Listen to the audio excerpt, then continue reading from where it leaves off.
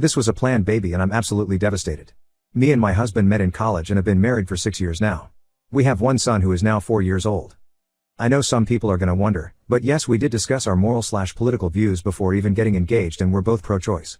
When we were 21 and 20 we made a stupid mistake that ended in a pregnancy. We were both flat broke and not at all ready for kids. I decided to terminate and he fully agreed with and supported me.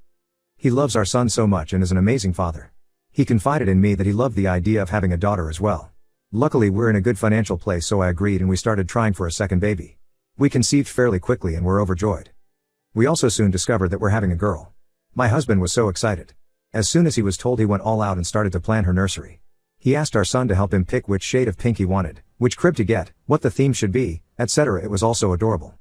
I don't want to reveal any personal medical history, so forgive me for being vague with the descriptions. At our last doctor's visit a few days ago we were given the news that our daughter has severe birth defects. They think that she could possibly survive the birth, but any life that she gets to experience will be painful for her. There have been medical cases of babies with the same conditions to survive from early childhood to even the teenage years rarely. These poor children suffer with so much pain and are uncomfortable their entire lives. They are very low functioning and need around-the-clock care, as well as several uncomfortable surgeries to try and give them a better quality of life. We were both heartbroken and cried for hours together in the car. Then we drove home in silence. Neither of us said anything until my husband began to quietly mumble his thoughts. He was going on and on about how we needed to schedule another doctor's appointment so we know what medical equipment we'd need to buy for her, and we should renovate the nursery again so we could care for her more easily. He said that he'd definitely have to talk to his boss so he can take a longer paternal leave. He wants to be by her side in the NICU until we can take her home. He talked about how we'd have to ask his mom to babysit our son more often while she's a newborn. He even said that maybe we could sell one of our cars, move to a smaller house, and take our son out of private school so we'd have more money to pay for our daughter's care. I was silent until he asked me what I thought. I was blunt and said that I think we should terminate the pregnancy. Now I feel bad for saying it that way, but I was still frazzled from the news. This made him very upset. He began to cry and ask why I don't want our daughter, even with disabilities? I mentioned our previous abortion. He said it was different because it was unplanned and we had no way to take care of the child. Now, we're in a pretty good place financially, so theoretically we could shoulder the cost of our daughter. I have a bit of personal history with this type of situation. My best friend in high school was at my house all the time because her parents were way too busy with her severely autistic older brother. They did love her, but she was pushed to the side her entire childhood. I told him this story. He said that we'd do better by our son and daughter. My best friend's parents were stupid for having a second kid after they already had a disabled one. He then seemed hopeful for a minute and asked if I was just afraid. He promised that he'd be by my side the whole time and we could do this together. I told him it's not about fear. Our daughter will be in pain constantly if she's born alive. It would be a short and painful life for her. I love this baby so much already, I don't want her to suffer like that. He began to yell that even if she doesn't live long we could still pour our hearts and souls into making her life as fulfilling as possible. I didn't respond and he stormed inside. It's been a couple days now and he won't even look me in the eyes. He sits in the new nursery for hours. Our son is very confused. I know he's grieving, but I really don't want to go further with this pregnancy. I love him so much, I have no idea what to do now. TLDR, husband and I learned that our planned daughter has many birth defects that would devastate her quality of life. I want to abort in order to save her from an existence full of pain. My husband wants to keep her so we can love her for however long she lives. Update 1. Thank you all so much for the advice and kind words. I'm sorry I haven't responded to many chats and comments. I've read through them all. The empathy and compassion shown is truly touching. After I made my original post, my husband and I rushed to get a second opinion. Nothing changed and it was still our originally diagnosed. Once I learned that, I scheduled the termination for as soon as physically possible. I didn't tell my husband at first. He kept on raving about how we could give her as much love in her life as we can. I feel bad for this now, but I snapped and angrily told him I was terminating the pregnancy. That I know how he feels, but I will not allow my daughter to suffer just because he wants to love her. He was very angry with me after I put my foot down. After he realized his pleading wouldn't change my mind, he didn't speak a word to me. It was like he refused to even acknowledge my existence. I was terrified that he'd go and leave me all alone with the scraps of our family. I tried to explain it to my son, but I think he still doesn't understand.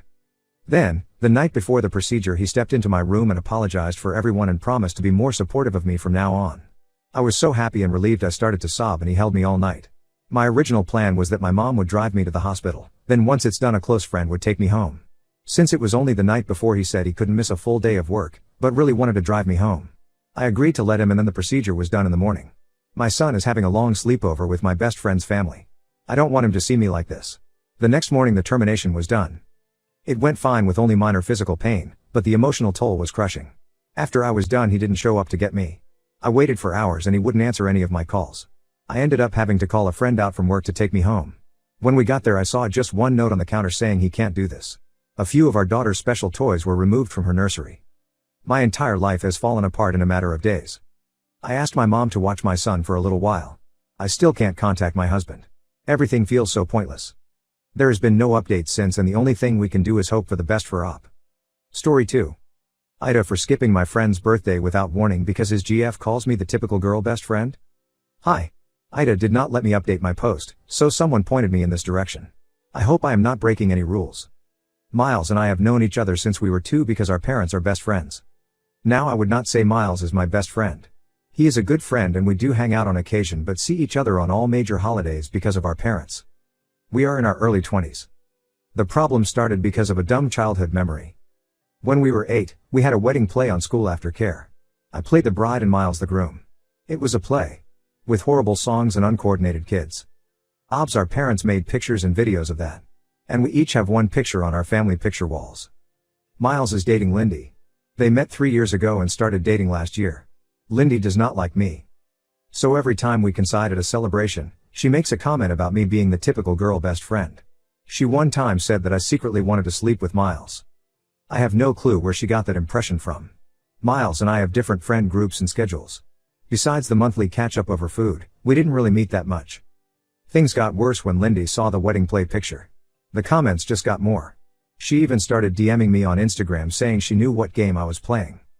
I talked to Miles once about this, and he told me to give her time. So his birthday was on Saturday and I was invited. Lindy wrote me saying something along the lines that she was going to supervise me. This was their first birthday as a couple, and I was not allowed to take up his time. I was honestly just fed up. I tried talking to Miles once more, but he said the same thing. So I just skipped out. When the party started, I wrote a quick sorry I can't come and told him my mother was going to bring his present. Now he is upset with me for missing his birthday. Lindy is mad that I made it all about myself, and my parents are upset I missed a family function. Ida? Edit, I didn't show anyone the messages because I didn't want to make more out of this than it is. I didn't want to poison anyone against Lindy, especially not if she is a new fixture in Miles' life. That would make both our lives more difficult. I hope that just talking about it might be the more adult thing. My parents are not mad at me or blowing up my phone. A la Reddit fashion. They and Miles' parents were just bummed out that this was the first birthday that I ever missed. As to why she is jealous, I have no idea. Neither of our parents ever wanted us to get together. There were no jokes or anything about it. I think they also never would want that. The wedding play picture is in the living rooms because they love the picture and it was our first play. Update. I will update you in the first part and clarify some things later. After my post, I talked to Miles. At first, he was kind of mad and thought I had been blowing things out of proportion. Some more details are in my last post. We came to the conclusion of taking more distance while he figures that all out. Mainly because I did not want the added stress of petty drama. Then I talked to my parents and explained to them what was going on. They were really upset by how Lindy treated me. Obviously, they weren't going to get involved, but it was nice to get that off my chest. Then, nothing else happened. Until Tuesday evening.